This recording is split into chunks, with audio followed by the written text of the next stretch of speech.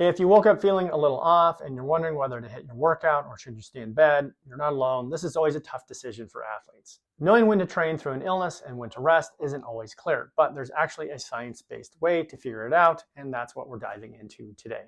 Hi, I'm Dr. Jason Barker. For 23 years, I've helped athletes boost performance, recover faster, and stay injury-free. And as an athlete myself, I want to share some science-backed strategies on training, recovery, supplements, and natural medicines to help you stay strong, healthy, and performing at your best. Okay, let's start with what happens in your body when you're sick. When you come down with a cold, flu, or other viral infection, your immune system ramps up fast. It uses a ton of energy and resources to fight off that virus. This is part of why you feel so tired when you're sick. And that means you have less capacity for other stressors like exercise. Training while your immune system is already under strain adds even more stress. Exercise temporarily increases cortisol, which as an anti-inflammatory can blunt some of that immune response. Exercise in turn also creates short-term inflammation and kind of hogs up those nutrients that your immune system needs to help you heal. So even if you feel okay enough to push through, you could be delaying your recovery and or making your symptoms worse. So how do you know if it's okay to work out? Well, there's a simple tool called the neck check that I like to use. If your symptoms are above the neck, like nasal congestion, a mild sore throat, or sneezing, it's usually safe to do some light exercise. Think things like brisk walking, a light jog, or an easy spin. But nothing intense, no heavy lifting, nothing like that. Think recovery intensity here. Just cruising, getting the blood flowing a bit. If your symptoms are below the neck, like chest congestion, a deep cough, fever, chills, or muscle aches, you definitely should skip the workout. These are signs that your immune system is under significant strain. Pushing through with moderate or intense exercise in this state can absolutely prolong your illness and in rare cases increase the risk for complications like myocarditis, which is an inflammation of the heart. Now let's talk about that workout and where you should do it. So if you've decided you're okay to work out, great. But remember that training in public, i.e. the gym, while you're contagious, puts others at risk. Don't be a jerk and spread whatever you have around to others.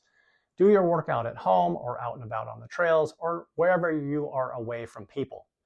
Lastly, wait at least 24 to 48 hours after your fever breaks and your energy starts returning before resuming any type of workout. If you think you're ready to work out again, ease in with a light session. Try what's called the 10-minute rule. If you feel better after 10 minutes of light exercise, keep going. If you're feeling worse, call it a day. So let's say you're staying home and skipping the workout. What else can you do to support your recovery?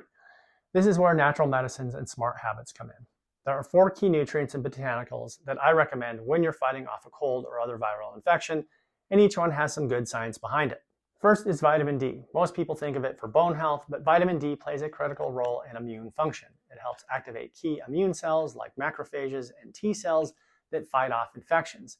If your levels are low, your immune response will be weaker. During illness, a short-term increase in vitamin D, around 5 to 10,000 units per day for just a few days, can help your immune system respond more effectively. Just don't megadose long-term without getting some blood testing done. Next up is zinc. Zinc is essential for immune system signaling and antiviral defense. It helps your white blood cells detect and destroy viruses more effectively. Zinc lozenges, in particular, have been shown to shorten the duration of colds if taken within 24 hours of symptom onset. A dose of 30 to 50 milligrams per day up to a week is generally effective, but avoid long-term high dosing since that can interfere with your copper levels. Third, there's elderberry. This botanical extract contains compounds that block viruses from attaching to and entering cells. Several studies have shown that elderberry can reduce the severity and duration of upper respiratory infections, especially when you take it early. It's most effective during the first few days of an illness. And finally, there's monolaurin. This is a compound derived from lauric acid, which is found in coconut oil. Monolaurin has broad-spectrum antiviral properties. It works by disrupting the lipid envelope that surrounds many viruses, essentially breaking them apart. It's especially helpful with viruses like the flu, cold viruses, RSV, and Epstein-Barr. Monolaurin is gentle, well-tolerated, and safe to take for short or long-term immune support.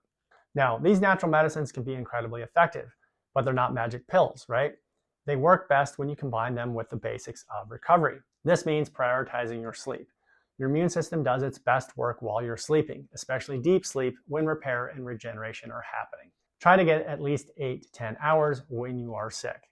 Then there's nutrition. You don't have to eat a perfect diet when you're sick, but it helps to focus on nourishing, easy to digest foods. Think warm soups, cooked veggies, fruits, garlic, ginger, and plenty of antioxidants.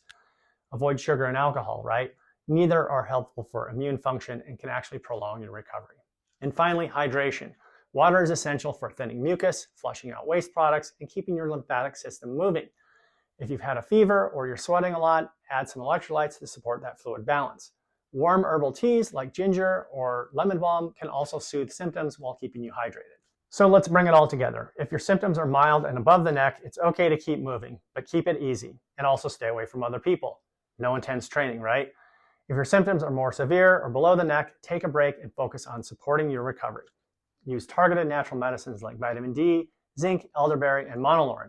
And don't skip on the basics. You need to sleep, you need to eat well, and you need to stay hydrated.